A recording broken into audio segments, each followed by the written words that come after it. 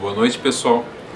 A gente não pôde estar ao vivo hoje, mas estou gravando essa mensagem pouquinhas horas antes de vocês se reunirem aí. Se vocês escutarem algumas crianças correndo aqui, que eles estão correndo na janela, brincando aqui. Anyways. E se tudo deu certo, vocês estão assistindo essa mensagem e eu estou aí no telefone com vocês, então a gente pode trocar ideia e conversar também. Mas vamos ao estudo. Na última vez, semana passada, infelizmente a gente não pôde estar junto, mas na outra semana, se vocês se lembram, nós estudamos sobre um pacto.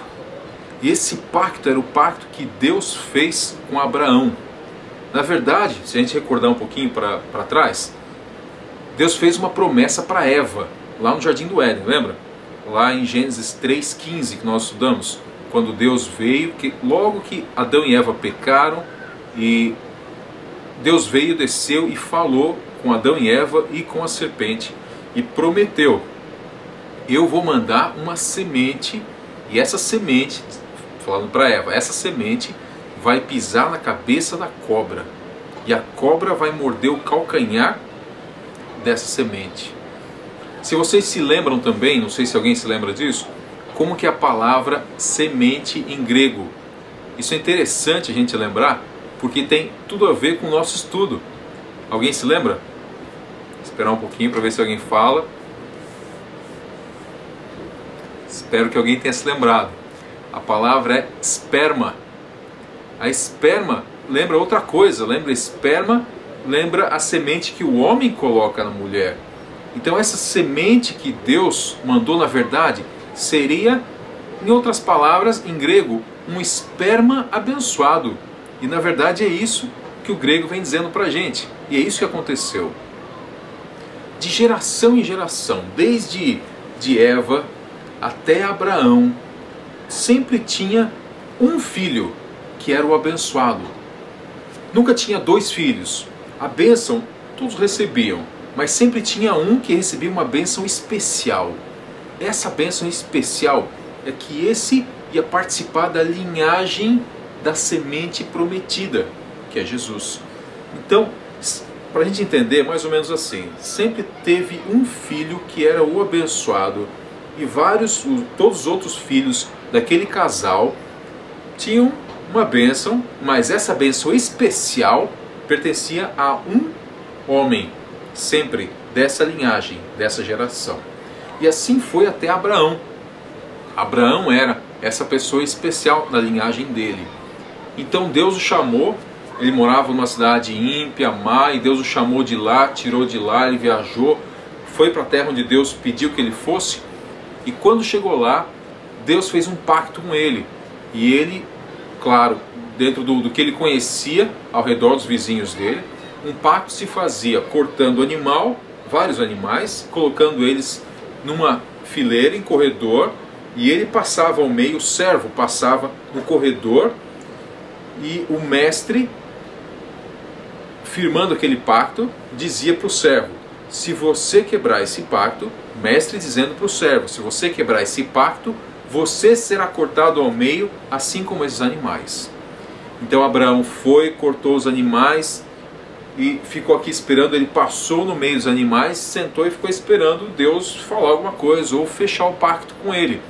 E à noite, quando ele menos esperava, duas luzes, duas tochas de fogo passaram no meio desses animais. E com esse sinal Deus estava dizendo para ele: Deus Pai e Deus Filho estavam passando no meio. Na verdade, Deus inverteu tudo. Deus é o mestre, mas ele estava fazendo o papel de servo. E Abraão, no caso, estava como mestre, quer dizer, Deus inverteu tudo. E o que Deus estava falando é o seguinte: se você, Abraão, homem, a raça humana, se vocês quebrarem o nosso pacto, a nossa aliança que a gente fez, você não precisa morrer. Deus falando para Abraão, no seu lugar, vou ser cortado ao meio. Isso era uma profecia da cruz, que é o que Jesus passou na cruz. Foi cortado ao meio, separou-se de Deus o Pai completamente. E isso é o que matou Jesus. Mas antes da gente chegar lá, Esse foi o pacto. Se a gente vem estudando as linhagens e as gerações, nós temos nome por nome de todas essas gerações em Mateus 1:1. Não precisa abrir a Bíblia lá ainda não, a gente vai parar um pouco antes, mas eu só estou mencionando. Em Mateus 1, a partir do verso 1 em diante, todo o capítulo 1 de Mateus é a descrição de cada pessoa dessa linhagem abençoada.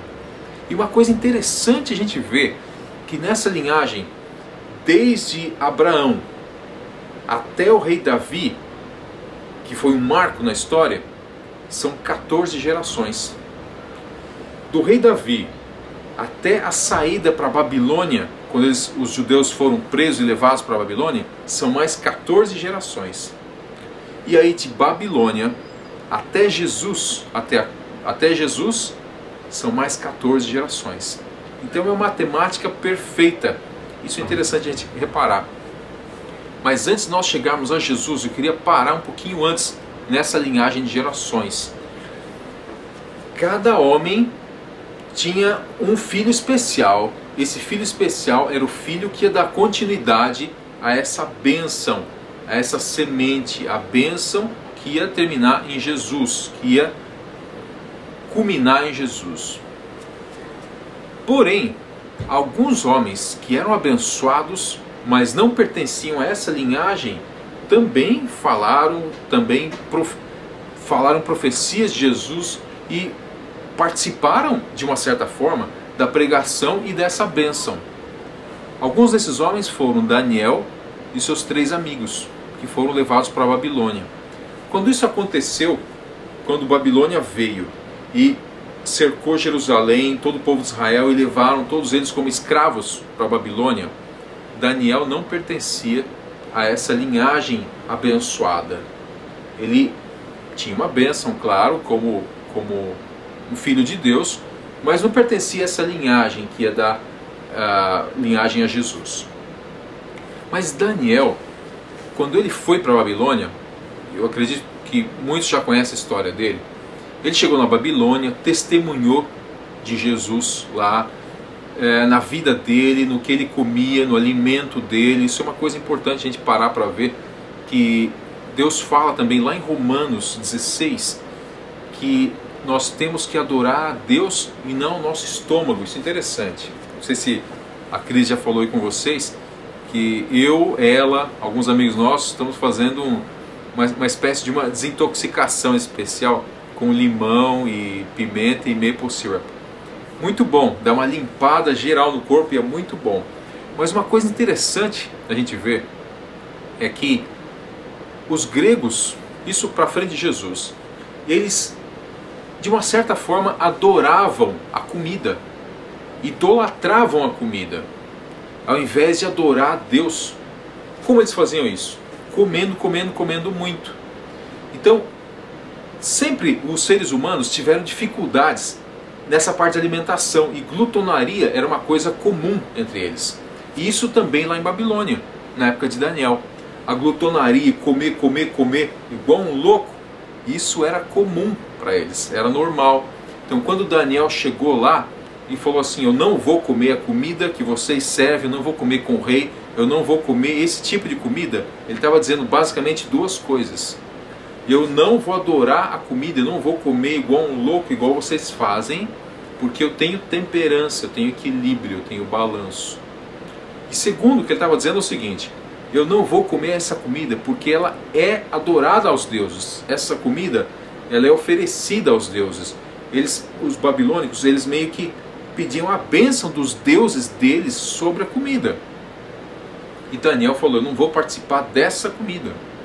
Eu quero uma comida simples, básica, vegetais, legumes e grãos, frutas, porque essa comida é o que está escrito lá no Gênesis, na Bíblia, é a comida que o Criador nos deu. Então, ele estava dizendo através dessa atitude, desse ato: eu vou adorar ao Deus do céu.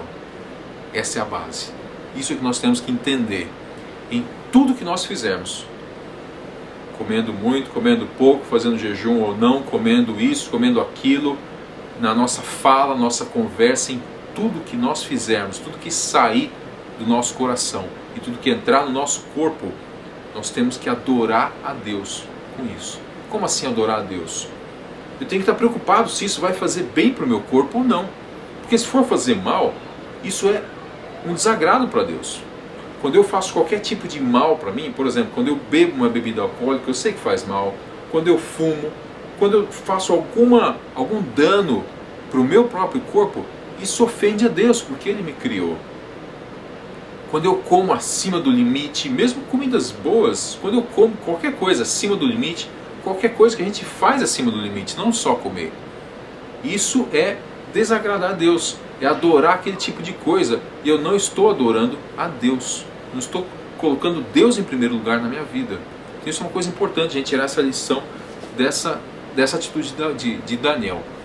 Mas a história continua, e Daniel teve o detalhe com o rei, e eles foram abençoados. Depois os 3 amigos foram lançados na fornalha ardente. E a história, resumidamente, é o seguinte: eles foram lançados lá, e quando eles foram lançados lá, o rei Nabucodonosor viu dentro da fornalha, muito quente. Na verdade, eram usados fornalhas lá na Babilônia para queimar tijolos.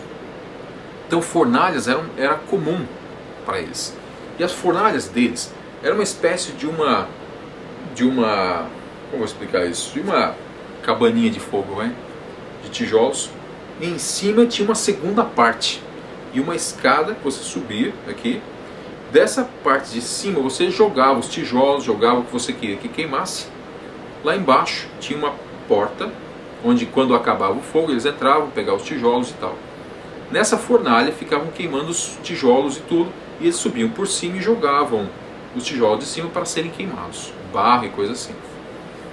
Esses 3 amigos de Daniel, eles foram queimados numa fornalha semelhante a essa. Eles subiram essa escada junto com os guardas e foram lançados lá de cima, caíram lá embaixo.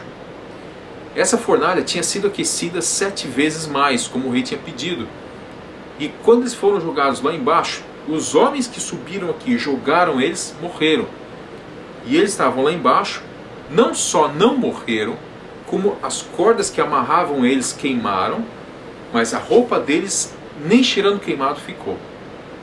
E dessa porta, o rei conseguiu ver os 3 que foram jogados, mais um. Só que esse mais um, o rei mesmo fala, ele tinha a aparência do Filho de Deus. Essa foi a descrição de Nabucodonosor. Ele tinha a aparência do Filho de Deus. Como assim? Como ele percebeu isso? Bom, esse outro ser que ele viu era Jesus, que estava ali com eles. Ele era mais alto, obviamente, e tinha uma luz especial muito forte, que o rei Nabucodonosor, de longe, percebeu. Ele não é um ser humano, é o filho dos deuses, assim que ele falou, porque é assim que ele conhecia na realidade dele. E ele chamou que eles saíssem para fora, e quando saíram só 3. Então ele claramente entendeu e viu que eles tinham uma relação muito forte com o Deus verdadeiro, o Deus poderoso. Na época de Nabucodonosor, ele era o rei. Por isso ele construiu uma estátua que adorassem a estátua e tal, porque ele era endeusado, ele era o rei de todo o império. E quando ele viu isso, ele viu claramente que alguém, alguma força era muito maior do que ele. Isso ele sentiu forte dentro dele. Agora vem uma coisa interessante. Por causa disso, eu quero convidar alguém aí agora para abrir o livro de Daniel. Está um pouquinho depois da metade da Bíblia. Livro de Daniel, capítulo 4, do verso 1 ao verso 3. Livro de Daniel, capítulo 4, do verso 1 ao verso 3. Eu estou com a minha Bíblia, só que ela é em inglês. Eu esqueci de pegar uma Bíblia em português antes. Dá só um minutinho que eu vou pegar aqui. Mas podem ir lendo aí, leia por favor.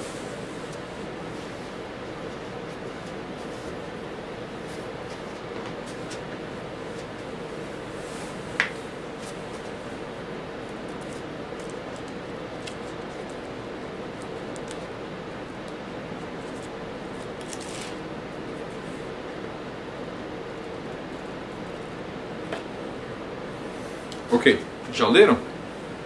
Então o que fala aqui é o seguinte: o rei Nabucodonosor, é uma carta que ele escreveu, aos homens de todas as nações, povos e línguas que vivem no mundo inteiro. Preste atenção nisso. Eu vou reparar, vou enfatizar de novo.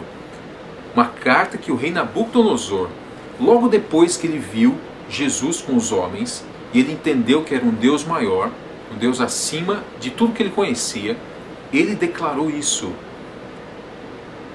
aos homens, é uma carta escrevendo. E nessa época, Babilônia tinha o controle de todo o mundo que existia naquela época. Claro, não era como hoje, não tinha as Américas e tal, mas era uma boa população espalhada na Ásia e Europa de hoje. E todo esse império era controlado por Nabucodonosor. Então essa carta foi escrita para todas as pessoas de todas as nações daquela época. Presta atenção que eu vou contar uma coisinha muito interessante daqui a pouco. Aos homens de todas as nações, povos e línguas que vivem no mundo inteiro. E aí ele fala: paz e prosperidade, tenho a satisfação de falar-lhes a respeito dos sinais e maravilhas que o Deus Altíssimo realizou em meu favor. Como são grandes os seus sinais, como são poderosas as suas maravilhas, o seu reino é um reino eterno e o seu domínio dura de geração em geração. E aí vai uma carta inteira louvando a Deus, ensinando sobre Deus, sobre o Deus verdadeiro. Agora eu vou contar uma coisa interessante para vocês. Não sei se alguém sabe disso, mas vocês já ouviram falar em Confúcio? Confúcio foi um filósofo chinês muito famoso, muito antigo, vamos dizer assim, muito tradicional. Todo mundo na China conhece ele, porque conhece a tradição dele, porque dele veio a religião chinesa. Então Confúcio, ele viveu, na verdade ele nasceu 50 anos depois de Daniel. Nessa época em que foi espalhada essa carta, Confúcio já não só era vivo, mas tinha uma idade suficiente para entender. Ele entendeu essa mensagem. Confúcio na China recebeu essa mensagem. Vocês já ouviram falar em Buda? Lógico, né? O budismo da Índia. Buda era um jovem, ele existiu, era um jovem casado, com um filho, e um dia ele, por uma iluminação que ninguém sabe, ele decidiu que ele era uma pessoa especial. Então ele pegou todo o dinheiro que ele tinha, ele era um rapaz rico, pegou todo o dinheiro que ele tinha, deixou um bom tanto para a esposa e para o filho, pegou o resto, doou tudo para os pobres e saiu andar pelo território, andar como andarilho, como um homeless. Saiu andando, e ele se dizia um profeta. Até que um dia ele falou que ele recebeu uma iluminação especial e aí ele se tornou uma pessoa especial, um profeta e tal. Buda também vivia nessa época. Buda também recebeu essa mensagem de Nabucodonosor. Como a gente sabe disso? A religião dele, a religião que Confúcio iniciou, a religião que Buda iniciou, elas tiveram uma base bíblica. Isso é interessante saber.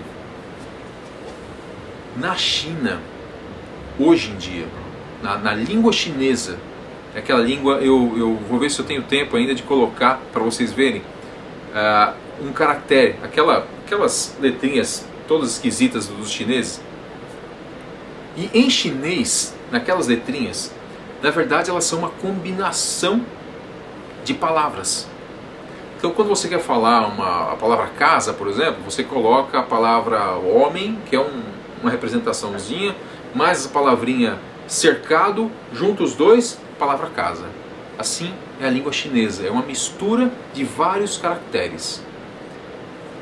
A palavra tentador em chinês, ela é uma composição da palavra árvore, da palavra duas pessoas e da palavra fruto. De onde veio essa história? Árvore, fruto, duas pessoas. Isso junto é a palavra tentador em chinês. Se você tirar a Bíblia dessa história, de onde eles tiraram isso? De onde? A língua chinesa é uma das línguas mais antigas que o hebraico. É uma língua muito tradicional. E esse conhecimento veio de algum lugar que não veio da Bíblia dos judeus. Porque os judeus, a língua hebraica, veio depois do chinês. Então eles receberam essa mensagem de alguma forma, de alguma fonte, que não foi diretamente do papiro, da Bíblia hebraica, do papiro hebraico. Essa foi a fonte. Quando Nabucodonosor espalhou essa mensagem. Essa foi a maneira que Deus se revelou para o mundo inteiro naquela época. Você vê que maravilha. A palavra navio. Navio grandes, navios de carga, navio grande mesmo. Em chinês, sabe como é? É a palavra cercado, alguma coisa cercada, uma casa, um container, alguma coisa cercada, e 8 pessoas dentro. 8 pessoas dentro de um cercado é a palavra navio. Que relação tem isso? A arca com 8 pessoas dentro. Essa é a palavra navio. Eles têm muitas outras palavras com ligação direta na Bíblia. Muito interessante a gente ver isso. Tudo isso aconteceu nessa época, quando o rei Nabucodonosor espalhou essa mensagem para o mundo inteiro. Interessante saber disso, né? Bom, passando toda essa parte de Daniel, então, toda essa história, nós chegamos até uma moça muito boa, muito cristã, de mais ou menos 15, 17 anos, bem jovenzinha mesmo, adolescente a gente falaria hoje, que recebe a presença de um anjo, mensageiro de Deus. E esse mensageiro de Deus fala para ela. Em outras palavras, mas o que ele quis dizer foi o seguinte: você vai receber a semente prometida, o esperma prometido. Você vai receber a semente da promessa. Essa semente que veio de todas as gerações, olha que coisa interessante, ela era transmitida pelos homens. Os homens eram abençoados e tinham essa semente e transmitiam dentro do seu casal, lógico, né, do seu casamento, eles transmitiam geração em geração essa semente. Porém, quando chegou em Maria, com o rapaz que ela se casou depois, que foi José, ele não recebeu semente nenhuma prometida e ele não participou dessa linhagem, porque essa semente que na promessa vinha de homem a homem, quando chegou em José, parou e Deus veio e colocou a semente, ou o esperma prometido, dentro de Maria. Por isso, quando Deus prometeu lá para Eva, era literal a promessa dele: eu vou dar uma semente, eu vou dar um esperma divino. E esse esperma ele colocou em Maria, e Maria gerou e se tornou Jesus. Jesus cresce aprendendo que ele é o Salvador prometido, de uma forma misteriosa que a gente não sabe. Ele sempre foi Deus e sempre foi homem. Como? A gente não sabe. A Bíblia não explica. Mas a Bíblia explica pra gente que ele cresceu, e à medida que ele crescia, Maria ensinava para ele que ele era o Salvador do mundo. Até que quando ele foi no templo com 12 anos, ele entendeu claramente, quando ele viu matando o cordeiro, ele entendeu que aquele cordeirinho era o símbolo dele, e que aquela era a missão dele. É um negócio meio complicado para a gente entender, não é? Como que Jesus não sabia que ele era o Salvador que veio? Na verdade ele era uma criança, era humilde. Agora eu coloquei uma perguntinha aí para todo mundo conversar. A natureza de Jesus, não lembro se eu coloquei essa pergunta ou não, mas de qualquer forma, aí vai a pergunta. A natureza que Jesus tinha, era a natureza semelhante a Adão antes do pecado ou depois do pecado? Eu não vou responder, pensa aí. Podem discutir e tal. E, bom, Jesus cresceu, chegou aos 30 anos, e quando chegou aos 30 anos, foi batizado. A gente vai contar um pouquinho melhor isso, eu estou resumindo bastante para poder contar toda essa história de uma forma compacta, mas no estudo seguinte, na semana seguinte, se Deus quiser, a gente já vai estar ao vivo discutindo, a gente vai entrar mais em detalhes desse negócio do batismo de Jesus. Por que Jesus se batizou? Se quando eu vou me batizar é quando eu estou me arrependendo dos pecados. Ele não tinha pecado, por que ele teve que se batizar? Por que Jesus entrou na água e ele não foi batizado por João? Na verdade a gente fala que foi batizado por João, mas João não estava na água junto com ele. Ele entrou sozinho na água. Esse era o costume dos judeus na época. E por que Jesus, depois que ele saiu das águas, a Bíblia fala que o Espírito de Deus o conduziu para o deserto? Por quê? Essas perguntas semana que vem. Vamos discutir agora em grupos. Se Deus quiser, eu estou no telefone com vocês e a gente conclui esse estudo. Um grande abraço, obrigado pelo carinho de vocês, por estarem aí. E semana que vem nós estamos ao vivo, se Deus quiser. Deus abençoe vocês. Um abraço.